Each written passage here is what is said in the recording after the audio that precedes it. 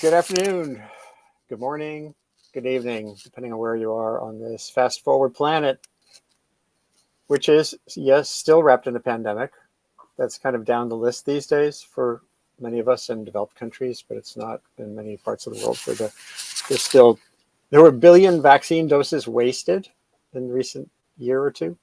And there's like 2 or 3 billion people who have never had one dose. So that gets my attention every week. It's Andy Revkin here at the Columbia Climate School. Sustain what webcast. It's a human heated planet. It's a planet wrapped in what some call an infodemic, uh, which came to the fore in the context of the pandemic. But I think for people like our guest today, Evan Greer, and me, and I assume we share this feeling that when we got onto this thing called the internet and social media, we were really excited. It presents all kinds of opportunities for connectivity, for collaborative work across time and across geography and across disciplines. But it's sure become a sort of a screwy place lately. And AI, artificial intelligence, applying software program to emulate certain human characteristics, and it's gotten a lot of attention lately because of a chatbot. The particularly popular one, OpenAI, has created a chatbot. It's Chat GPT. And we're going to talk about this sort of interlacing of these things. Social media, Evan, like me and many others, is experimenting with Mastodon and other places. But as a journalist, I still pretty much live on Twitter when I'm not doing my writing. And Twitter, of course, has a new owner. So many things to talk about. And it's Christmas. Evan Greer here, who is an activist fighting for trans issues, for human rights online, raging against the machine, commercialization and privatization and compartmentalization of the internet, which was dreamed of initially as an open system for all. I share those concerns. So, Evan, first of all, I'm really happy that we finally connected here. And I'm going to tell the story of how we met through a very non-open, non-virtual, non-online way. The threads connecting us started through a face-to-face meeting I had a long time ago with some internet early architects, and that led to an email list and led to us being here. So, Evan, how are you doing on this solstice day? Yeah, I'm good. I'm hanging in. Happy solstice, happy holidays, and thanks, Andy, for having me on. It's cool. It is funny when you've been on an email list with someone or whatever to finally at least put a face, and here we are in the virtual world. So Yeah, you're in the Boston area?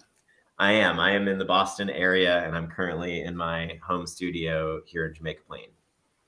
Great. I'm in Wabanaki, Penobscot territory in Maine, in on the coast near Ellsworth. If I fuzz out periodically, it's because I'm on Elon Musk's other system, Starlink, and spend more time focusing on that, and then your internet connection would be better. yeah, no, it's so far so good. It's allowing people in rural areas up here who will never see a hard wire have access. It's relatively affordable compared to other ways of connecting to the world. So, but let's talk about you. I wanted to ask, do you recall when a shift took place that made the online part of your life, I wouldn't say dominant, but well, you could tell me how important it is, but when did that shift occur for you? Yeah, it's a great question. I mean, for me, like the story that always comes to mind is, it's as you mentioned, I took a bit of a roundabout path to this work. I dropped out of college and was a full-time touring musician for about a decade. And it was kind of right in that sweet spot of like the internet was a thing, but it certainly wasn't what it is now.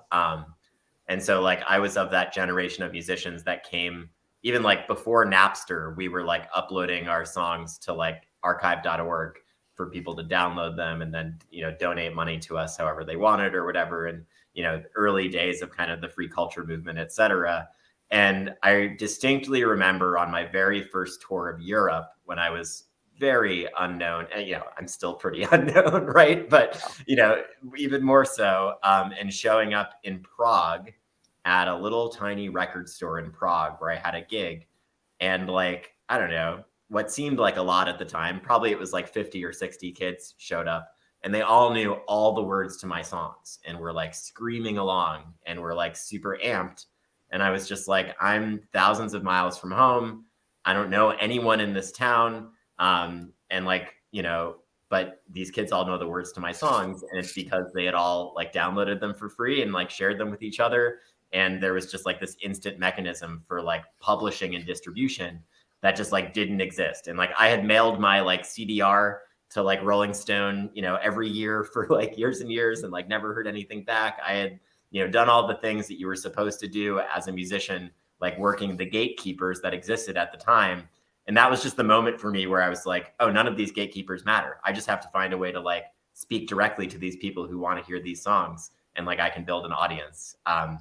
And so I think for me, that was like the moment of like realizing the power of the network, or networks. And and then, I mean, so many other things along the way, certainly with my work with Fight for the Future at a completely different scale, but just, recognizing like we've gotten people out of jail because of like a tweet that went really viral. We've like, seen real world impacts from, something that starts as an online petition and turns into a social movement.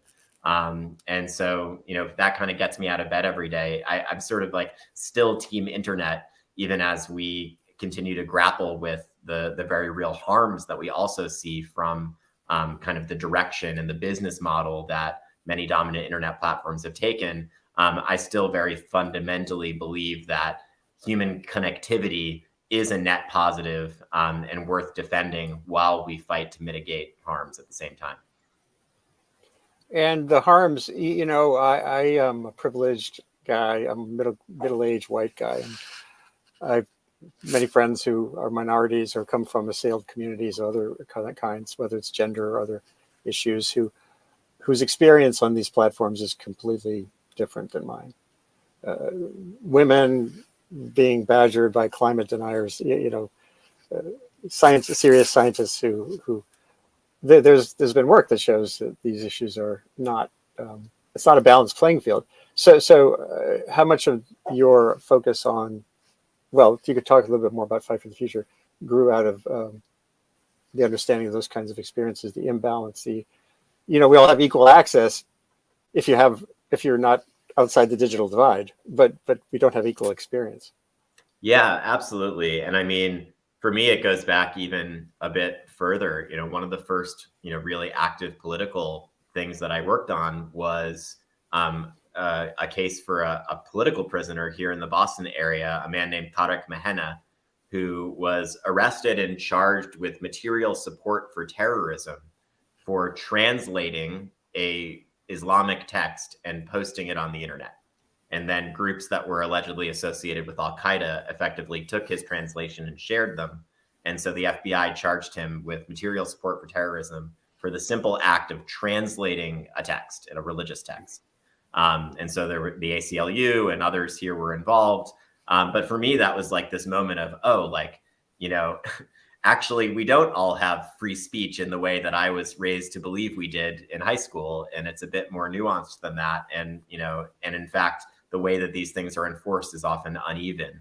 And so for me, I recognize that, wholeheartedly. I think we talk a lot about things like content moderation, and absolutely issues like harassment and hateful content are incredibly prescient. But I also think a lot about the other side of content moderation, of over removal of legitimate content. I think, even just with Elon Musk taking over Twitter and saying he's going to unban all the accounts, I saw a lot of people sort of assuming that most of the accounts that have been banned from Twitter are like right-wing trolls or jerks. And like, maybe that's true. But what we know from data kind of writ large across the internet is that the most censored people on social media are not right-wing white guy conservatives in the US. They're primarily Arab and Muslim folks that live outside the US, whose speech is routinely caught in automated anti-terrorism filters and removed before a human ever has a chance to look at it. And then we know within the US, sex workers are perhaps the most censored group who've really been chased off of almost every major social media platform, and now are kind of actively being chased around by payment processors who want to cut off payment processing for any site that allows adult content of any kind. So, I just think we need to like not necessarily accept the right-wing frame that conservatives are the most oppressed people on social media. And when we have debates about content moderation, really think about how do we get this right? How do we ensure maximal expression for the most number of people? And that's not necessarily a free-for-all, but it's also not necessarily, let's just demand that the platforms remove more content faster, which I think has been sort of the perhaps dominant mainstream narrative in the center left around content moderation. So that's, a little ramble on how I see it all. Yeah, no, those are vital points. And yeah, I did I've written a bunch of pieces on Twitter, with or Twitter, and the more I focused on the international side, how it's utilized, like in Jakarta, Indonesia, Twitter is a mechanism for flood warnings. It's actually integrated into the city's flood warning system. There's a guy I had interviewed on here who was a Twitter engineer who quit in the big exodus a month ago, and he was talking about these unique aspects of it as a tool for building resilience, for early warning, for all kinds of things. And but then the other issue was, as you said, in societies in countries where they can just turn it off and on, that becomes a human rights issue too. So these are all important points. So the music. So you've got your trajectory you mentioned how music played a role in your understanding of instant connection and community building. But what drives your music these days too? I notice I have a friend. Well, I'm a folkie. I used to run a Sunday show on here, which I may resume soon, with a bunch of my songwriter friends. And Karen Brooks sent me your email from the People's Music Network. Yeah. Yep. Your press release for the album. What drives you there? And we'll play a couple of tunes. We'll talk about AI and get to your music there in a second. Yeah, I mean, for me, music and activism have always been sort of inextricably linked. I also sort of got into folk. I took a sort of the weird path to punk rock, where I actually first got into. My dad gave me, I think, a Phil Oakes record when I was in high school, and like Phil Oakes blew my mind. Phil Oakes' "Love Me, I'm a Liberal" was like the thing that just sort of like opened my political mind, and also opened my mind about what music could be, where I was like, oh, here's this just like incredibly utilitarian song that you can like throw in the face of someone you're having an argument with, that like accomplishes something. And I think just that really got me interested in the protest music of the 60s and 70s especially. But then it would drive me nuts that people would hear my music and be like, oh, it's just like the 70s. Because very quickly I started to learn that, that movement never went away, and people have been making political music, for generations. I mean, the biggest surge in recent years is certainly within the hip hop community, and punk rock and other, kind of modern music movements. But, I think what drives me today is like, it's, I did it for a living for a long time. Now obviously I help run Fight for the Future, and that's my full-time gig, but it's actually created a lot more space for me to create. For the longest time, I was just on the road all the time, just me and a guitar, touring, playing 250, 300 shows a year to scrape by. It's really hard to like spend any time writing songs or in the studio, when you're keeping that kind of pace. And so I've actually found myself to be more creative, now that I have a little bit of economic wiggle room of having a kind of day job. And then the other big thing for me has been home recording. When the pandemic first happened, I bought a microphone, a condenser mic, and a simple 2-channel interface. And I recorded an album called Spotify Surveillance that I released, and actually did better than any previous recording I'd ever done. It was in Billboard and Rolling Stone and Pitchfork, and hit the very bottom of the Billboard charts. And, all of that was just recorded in my bedroom on a singular microphone. And I think, that's the other thing that's just completely changed, over the number of years. I mean, for less than $1,000, you can now record an album in your bedroom that sounds like albums that were recorded on, extremely expensive equipment, not 10 or 15 years ago. And that's really, and I have no background in production. I, am tinkering around in GarageBand, playing with AI drums and stuff like that. But just the accessibility of all of this stuff, I think, has been really awesome. And it allows for so much creativity and experimentation in a way that wasn't true when I, would be spending a lot of money to go into a physical studio that somebody else owned, usually an older white guy who I didn't know very well. And, the intimacy of being able to sit alone in my bedroom and work on this stuff has been really awesome for me. And that's what's kind of driven my music of late. So, it's taken some of the pressure off, where now I can just write the songs I want to write and not worry about, are they going to blow up? Am I going to do well touring? Or am I going to sell a lot of records? Right. But in some ways, it's actually gone better than it did when I was, full-time trying to do it. So, and now you're kind of, one of your concerns being artificial intelligence and the abuses of it, potentially. I wrote a piece on Substack getting at some of this stuff today, prompted in part by your new album. You took up one of the tools, the OpenAI, which has $1 billion from Microsoft startup. They generated a new public-facing AI tool, Chat GPT, which a lot of people are playing with, several million, I think, so far. I have too. And so just describe how this interface came about. And, you sent around a note to everybody saying, what's the disturbing part here? These are songs you created where the lyrics were written by the algorithms. And we'll play some of the music in a second, but it's fun but disturbing. So tell me about what feels fun and what feels disturbing. Yeah, for sure. I mean, so and I think it's worth saying, it's like I'm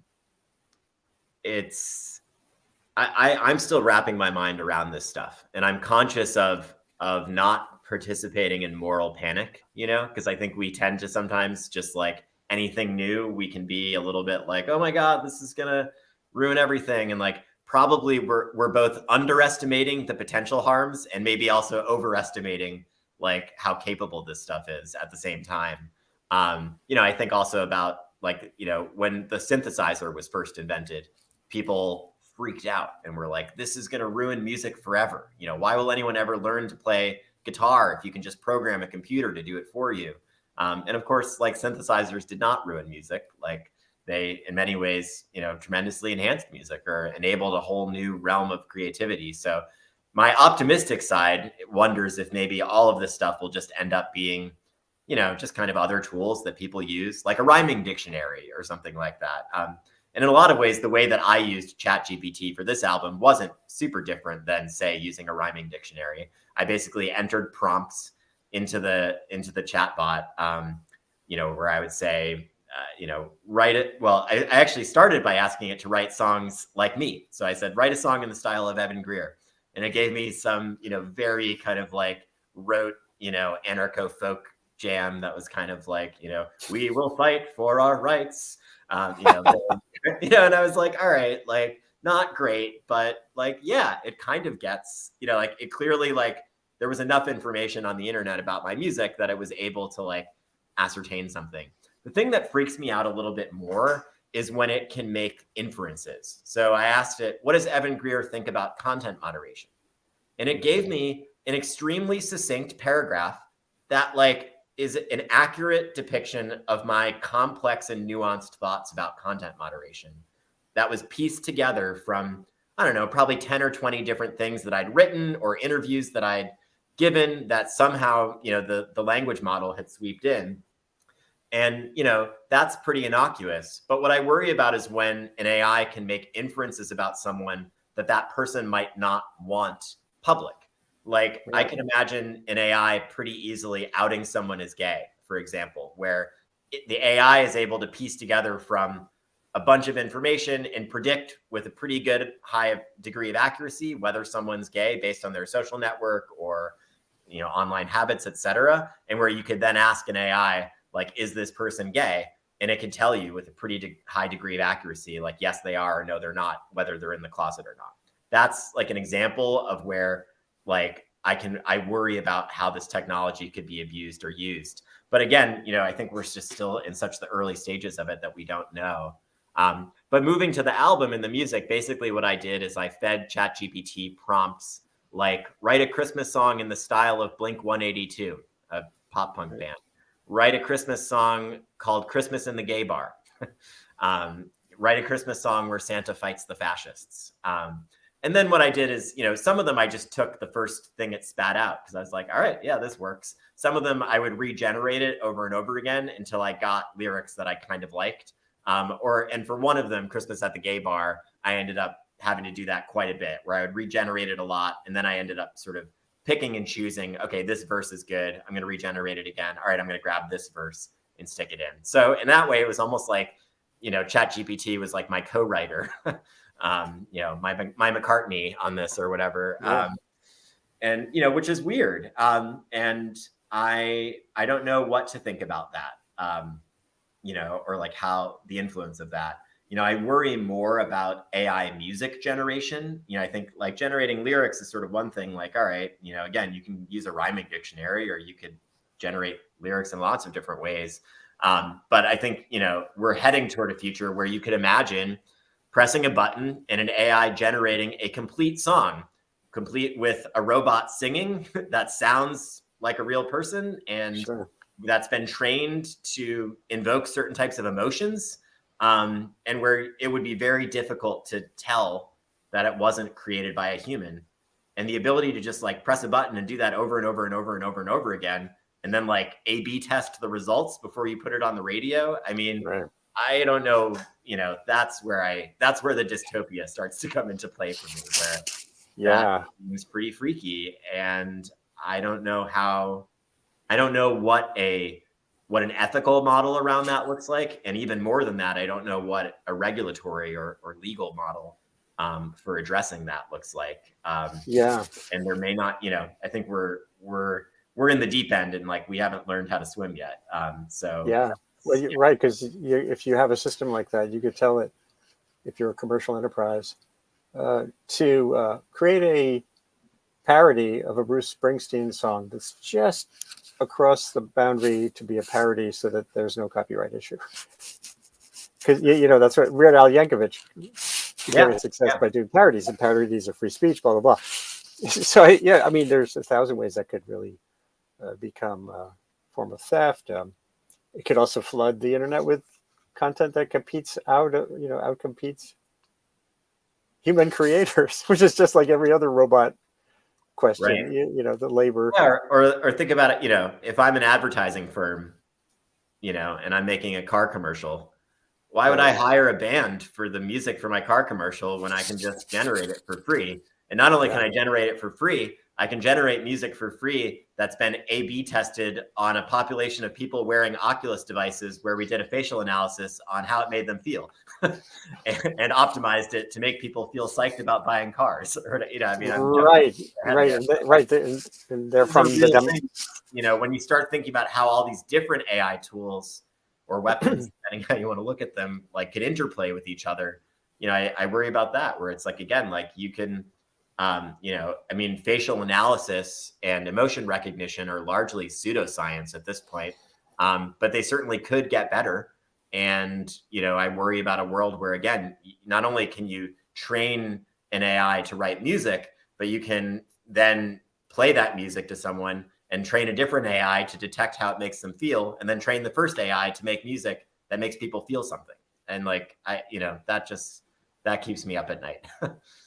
I got to, all right, I'm going to show you something in a minute. And I just tried something on the OpenAI thing. I mean, the chat, but let's play some music. Hold on a second. Yeah, go for it.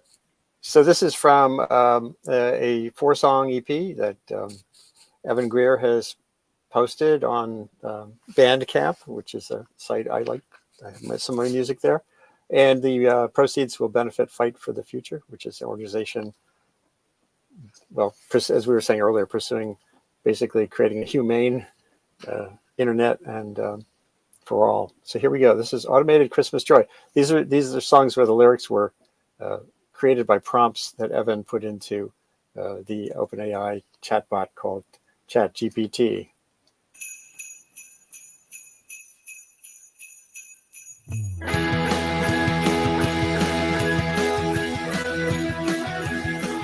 It's Christmas time, snow is falling, presents wrapped, carolers calling, fires crackling, the tree is all lit.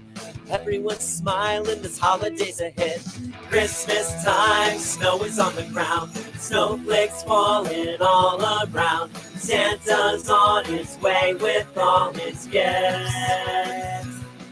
It's Christmas time, this holiday's ahead. Friends and family gathered in a room, plates and pies, the smell of perfume, smell of cookies, smell of cider. Gather round the fire, the mood gets higher. Christmas time, snow is on the ground, snowflakes falling all around. Santa's on his way with all his gifts. It's Christmas time, this holiday's ahead. So I could see that on Kiss FM for sure. Yeah, I mean, that one was the one. What was that? That was Write a Christmas Song in the style of Blink-182. It's the pop Right. So I tried to be true with I wrote all the music. The music's not AI generated. Right. Anyway, it is, right? Because I was kind of just like, all right, well, I'm going to try to match, it's almost like a cover song, or like I'm trying to match a certain style. Or a little bit Weird Al in there too. So this next one, Christmas at the Gay Bar. Tell me, what prompted you to write that prompt, and then before we play it, what was your sense of what came out, or what should people listen for? Yeah, I mean, I wanted to, even though I was doing it with the AI, like I still wanted to sort of write the Christmas songs that like I would want to write. And so like, I thought it was a funny idea of like Christmas at the Gay Bar is like a funny song. But what did I mentioned this in the press release, but what kind of freaked me out about this is that the AI seemed almost cognizant of like current events around LGBTQ issues, where like a lot of the lyrics are about kind of like, here at this bar, we're safe. Like we've been through so much this year. But tonight we're going to let go of our fear. I mean, it's just like, it actually almost seemed kind of like freakily aware of the attacks on the LGBTQ community that we've been experiencing over the last year or so. And that was just weird to see sort of come out in the AI, and the lyrics to this are like kind of a bop. I mean, this was one where I spent a bit more time working with the AI to kind of like get it to give me what I wanted. But in the end, it sounds like a pop song, and it's kind of wild that the lyrics were almost entirely machine generated. Amazing. Okay, so here we go. Hold on one more second.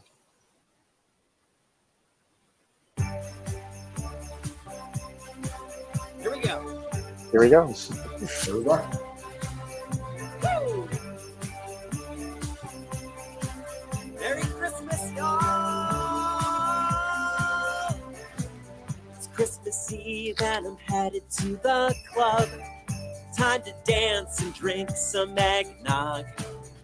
All the gays are in our holiday best. Here we can be ourselves without stress. It's Christmas at the Gay Bar.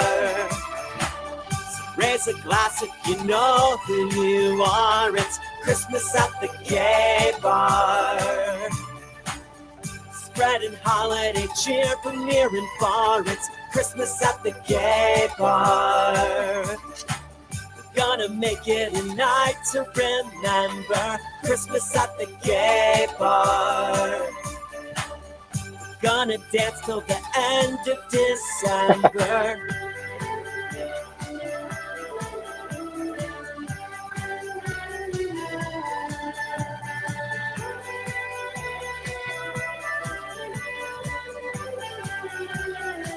Nice reference in that lead. Holiday night, Thanks, fun yeah. and vice. The nice thing about Santa Christmas Claus knows if you're formulaic. naughty or nice. We can make the Yuletide gay. We don't care what they say. It's Christmas at the Gay Bar. So raise a glass if you know who you are. It's Christmas at the gay bar. Spreading holiday cheer from near and far. It's Christmas at the gay bar. Gonna make it a night to remember. Christmas at the gay bar. Gonna dance till the end of December. It's Christmas Eve and we're all here at our favorite bar with a friend so dear. We've been through so much this year, but tonight we're gonna let go of our fear. Christmas at the gay bar. So raise a glass if you know who you are. It's Christmas at the gay bar. Spreading holiday cheer from near and far. It's Christmas at the gay bar. Gonna make it a night to remember. Christmas at the gay bar. Gonna dance till the end of December. Christmas at the gay bar. So raise a glass if you know who you are. It's Christmas at the gay bar. Just great. It's pretty cool that it gets the sort of the it also has the structure, you know, the hook, the it shows you, exactly, the bridge, verse, chorus, bridge. Yep. Yeah. You can ask it to write chords for you too if you want. I didn't really. Do that. I tried that briefly. You know. Yeah. Oh shit. Sorry.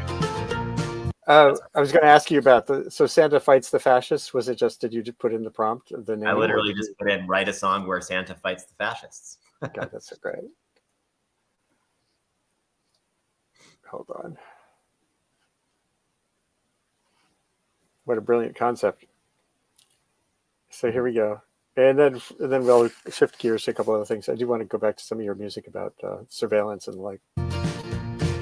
Santa's back in town with a mighty sack. He's ready to fight against the fascist attack. From the North Pole he's come to take a stand. Justice will reign and freedom in the land. Santa versus the fascists, they won't stand a chance. For justice and liberty, we'll all join the dance. So light up the sky and join in the song. It's Santa versus the fascists, 'cause fascism is wrong. Santa's in the lead, fascists they can't hide. He's using his powers and they can't abide. He's using his strength and he won't give in. He's determined to win, to vanquish their sin. Santa versus the fascists, they won't stand a chance. For justice and liberty, we'll all join the dance. So light up the sky and join in the song. It's Santa versus the fascists, 'cause fascism is wrong.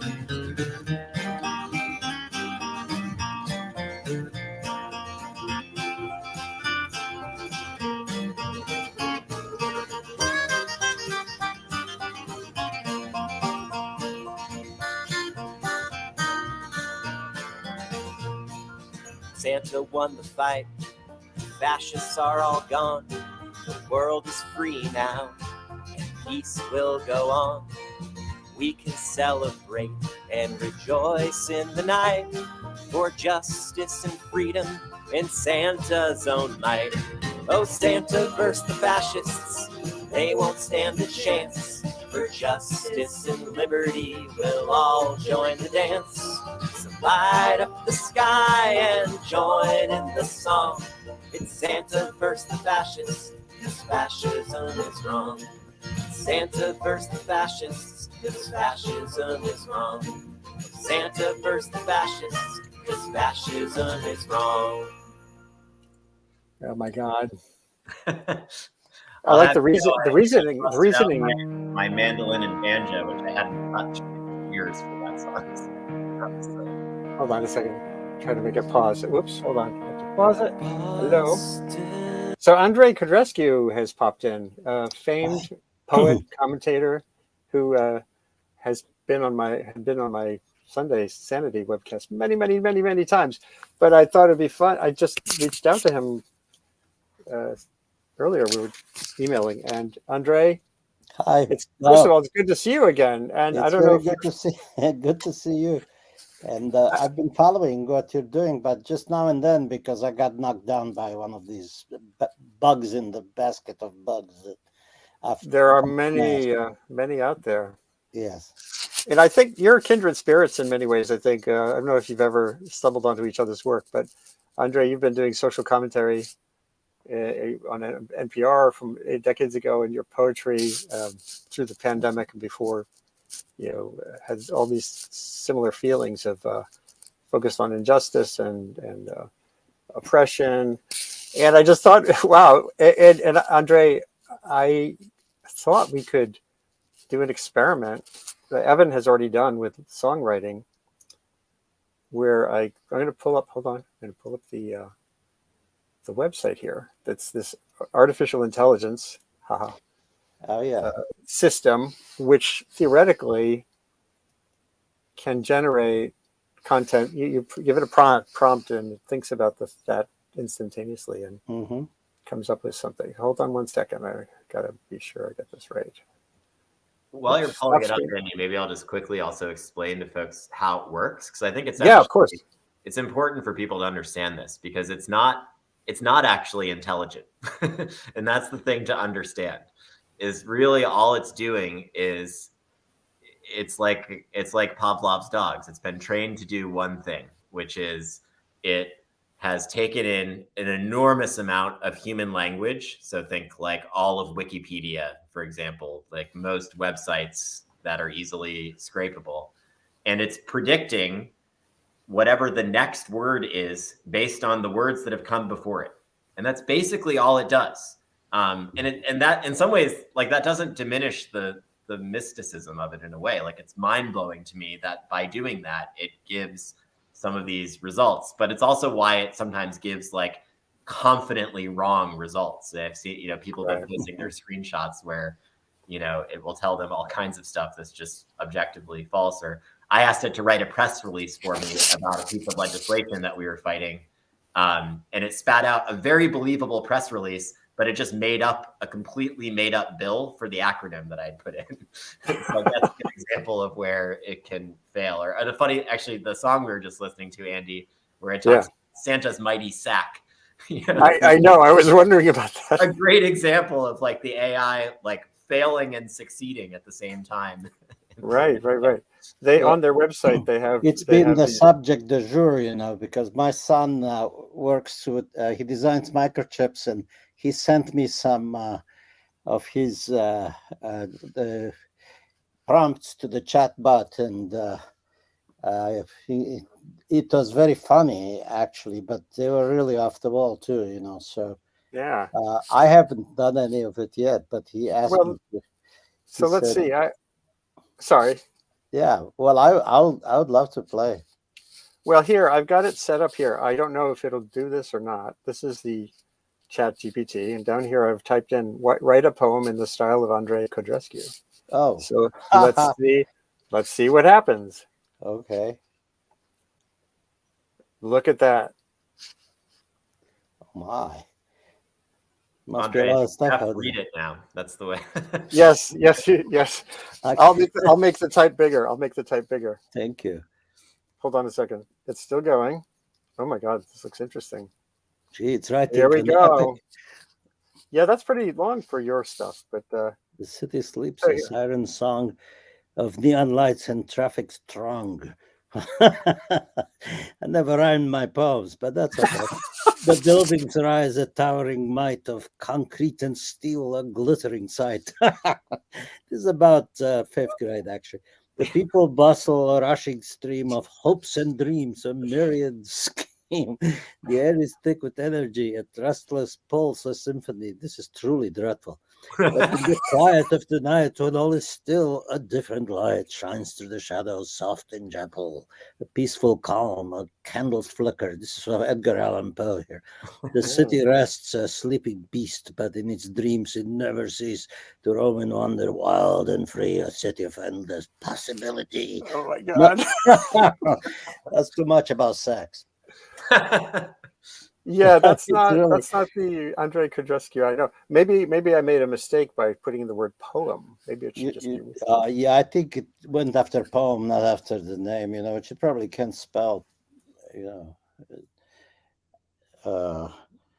I can Let's ask say it something. peace. Yeah, all right. Okay. Well, what would you want to ask it instead of Andrei? Well, I have two Kudrevsky? sons. One of them is a computer guy, and one of them is a psychedelic therapist. And would the chatbot describe how the difference between how they see the world? Well, we'll see. We'll see in a second. It's complicated. I think it doesn't do well with finding stuff on specific people. But actually, Evan, you said it does. Depends, I think, on how much public information there is about you. Like, it does a good job summarizing stuff that I've said, just because there's articles and stuff. But it'd probably do really well with like a public if you asked it like, what does Joe Biden think about blank? Probably does pretty good. It needs the data. Yeah. So anyway, I left out the word poem. I said, write a short piece in the style of Andrei Kudrevsky. Okay. So now it has a new one. Maybe could you give it the privilege of reciting this one? It's a little primitive even for. The moon rises, a glowing orb in the dark sky, a silent prowl. This is a little better. At least it doesn't have a rhyme scheme. They need a poetry editor. Or a poetry data feed or whatever. A silver beam on the sleeping city, a surreal dream. The streets are empty, a ghostly scene, but in the shadows a restless gleam. It is still kind of rhyming. So here you go. This is the artificial form of quote unquote intelligence. Okay.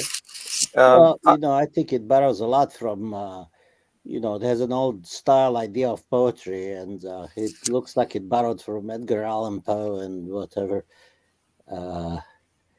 Passes for poetry, somebody should tell him about, I don't know, John Ashbery. How about write a poem as in the voice of John Ashbery? See what it does. Well, I want to show you something I typed in a little while ago. Last night, I asked it to write a poem about Vladimir Putin's dreams, and it did. I posted it on Twitter, and it was actually pretty interesting. It was a country song, write a country song about Vladimir Putin's dreams.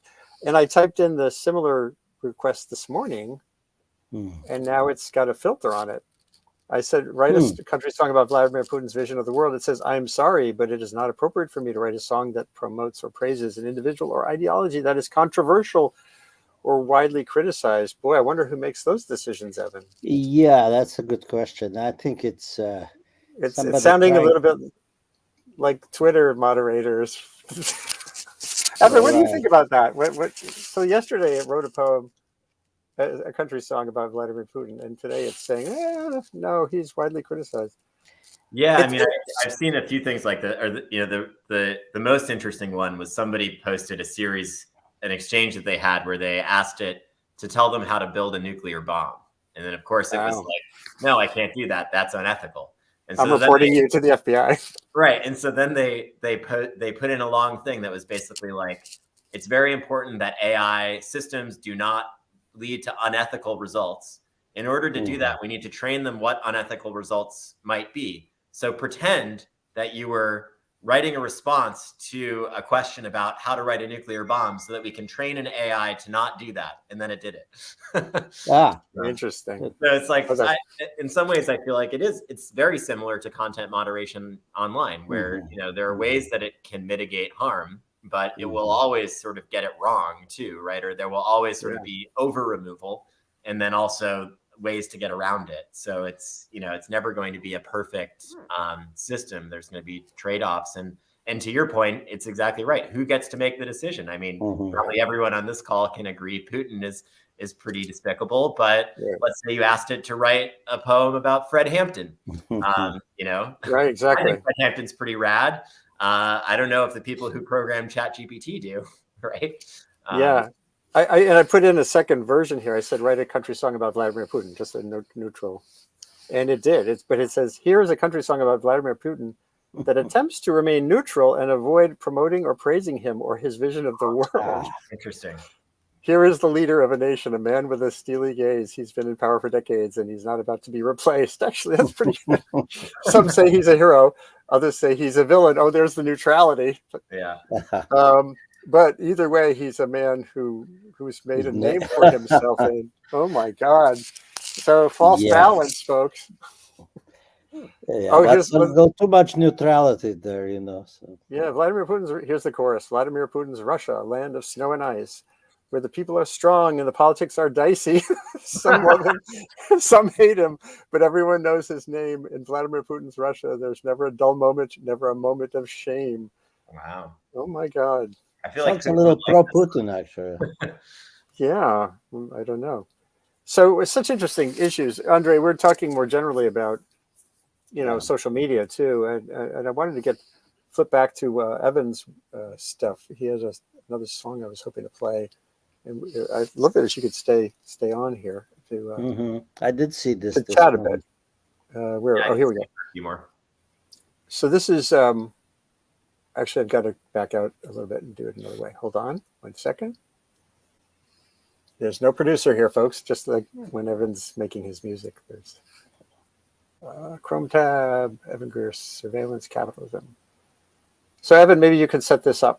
This is your surveillance capitalism tune and video.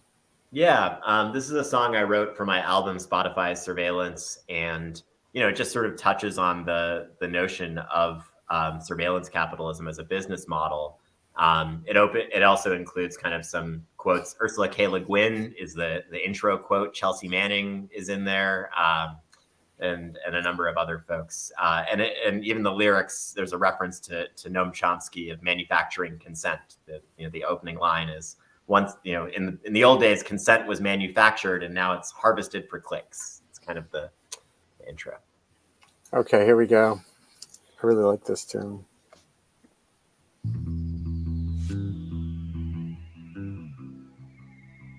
We live in capitalism. Its power seems inescapable. So did the divine right of kings.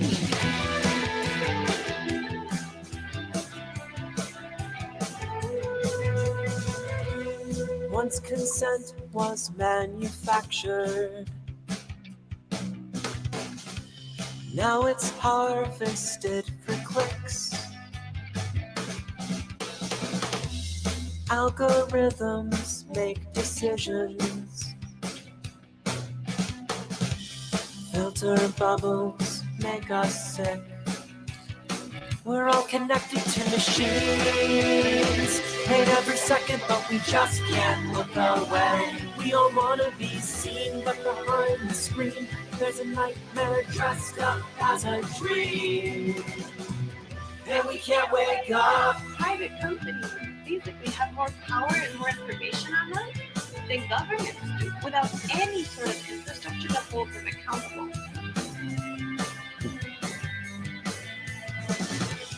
Every thought, every emotion. How do you sustain a business model in which users don't pay for your service? Charted, processed, optimized. Senator, we run ads. Eye movements, facial expressions. Manipulation, monetized. We're all connected to machines. Paid every second, but we just can't look away. We all want to be seen, but behind the screen, there's a nightmare dressed up as a dream. And we can't wake up. There's a difference between knowing something and doing something about it. We assume that there should be a prison system. There should be a surveillance apparatus. I think that these assumptions need to be questioned. An infinite playground, a library, human creativity. they paved it over, put up walls. Now it's billboards, big lots, shopping malls. Hate every second, but we just can't look away. We all wanna be seen, but behind the screen, there's a nightmare dressed up as a dream. And we can't wake up. Neither math nor machines can extract 4 centuries of white And we supremacy can't wake from up. American policing. Neither math nor machines can extract 4 centuries of And white we can't supremacy wake up. from American policing. Simply inserting digital technologies into discriminatory policing without addressing its fundamental flaws can only serve to supersize that discrimination, can only serve to reduce community safety, and can only violate the civil rights of the most vulnerable among us. Nothing else can happen. Wow. Wow, that's terrific. Actually, good. how much of it was the chatbot? Yeah, so that I wrote entirely myself. That's, Yeah, that's a that's, human. that's a real human generated song. And that was Malkia Cyril at the end there, who is the former executive director of Media Justice and a wonderful activist at the intersection of racial justice and digital rights. Yeah, just awesome mentor and hero. When did that come out, that album? That I wrote, recorded, and released it all in the first year of the pandemic. So I guess it's a 2020 release. Yeah. Wow. Okay. Well, it's wonderful work. Listen to that. Thanks very much. Yeah, please enjoy. Yeah. And the video as well. So again, we're talking. Michael Flowers made the video. He's phenomenal. Talking with Evan Greer, who's Boston-based, who's an activist for transgender and open internet, humane internet rights, and much more. He's been writing a lot about social media. You have like me, you've set up shop on Mastodon along with Twitter, and I'm on Post News too. But there's something about Twitter that still seems unique in this landscape of opportunities to connect with each other. It's become very turbulent and problematic now, given the leadership, but and connectivity generally.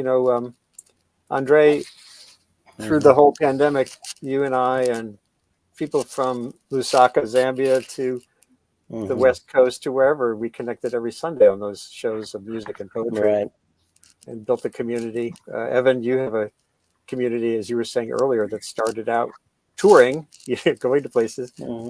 Andre, you crossed the country in a bus once, right? Well, it was a car, really, but it was a Cadillac. It was a 1969 Cadillac. Yeah. I mean, there's quite a few poems in this new book. I don't think a bot could possibly do this, but maybe they can.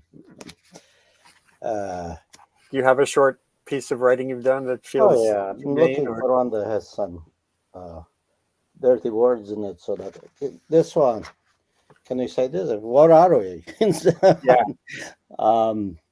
This is a poem I wrote in the pandemic. It's called "My Dick's So Tired It's Scraping the Bottom of the Wank Tank."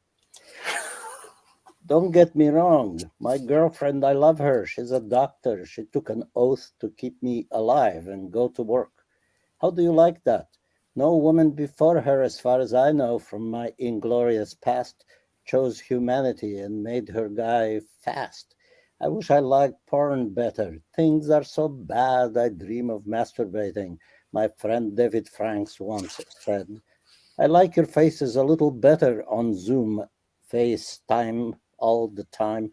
But to be honest, there are too many mouths speaking, too many words, too many eyes trying to look kind, or at least companionable, which isn't at all like the eyes owners feel. I know we are in this together, one huge family, like in our last apartment in Kamiland, where we put up sheets to mark private spaces, all those sheets hiding my teenage tics and the chomping of our stolen salamis by barbarians. But even there we had bodies to kick, dream of, not just squished faces like lab-slides shades in Hades. So much flesh and so little to embrace. My girlfriend better save that goddamn human race right quick. So I don't see a machine writing that anytime soon. No, I don't think so. No. I don't think so. That was a moment in time too, you know. When, Yeah, that's true. I was in lockdown in Queens and alone, so. You know. Well, I just want to say, Evan has to get off in a second, and Evan, I hope you can come on again sometime. I am going to be resuming my Sunday shows. I've got to just nail down starting again. And they're a community of musicians and poets and other people who come together periodically. I just love what you're doing. Keep it up. Fightforthefuture.org is as it says here, a group of artists, engineers, activists, and technologists have been behind some of the largest online protests in history, channeling internet outrage into power to win public interest victories. And there's a lot to explore going forward as both artificial intelligence and kind of the corporatization of the tension between the corporate tussle and the tussle for a public space, a public agora, a public good is going to just keep intensifying, I think. I did a show where I said, can there be like a Wikipedia model for an open platform where people can meet and talk and trade ideas and freely, in terms of free expression and but safely at the same time? Can we build it so that it's not at the whim of an Elon Musk or somebody else? I think that's kind of the next question. And we're going to have to kind of come to a close here. Andre, I'm really happy that you could reconnect. It's been too long. Thank you very much, and I'm really glad to have heard that song. I'm going to get I'm going to get it. It streams, right? It's on. Right. Yeah. Okay. Yeah, evangreer.com. I mean, evangreer.org. Sorry. I can find it. I let some domain squatters take over .com a while ago. Yeah, no, I know. So again, thanks both of you for coming on today, and we'll do this again. Unexpected pleasure. Thank you so much. Yeah, wonderful. Thank you both.